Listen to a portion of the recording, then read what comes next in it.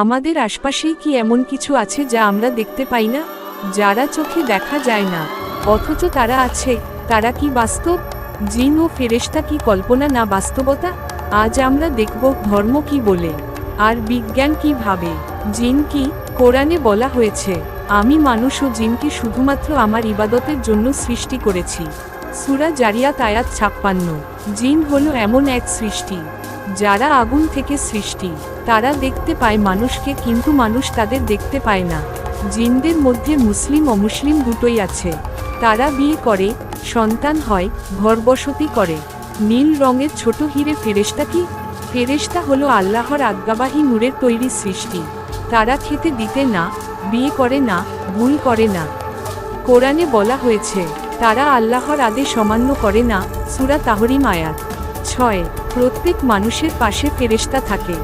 একজন ভালো কাজ লিখে, অন্যজন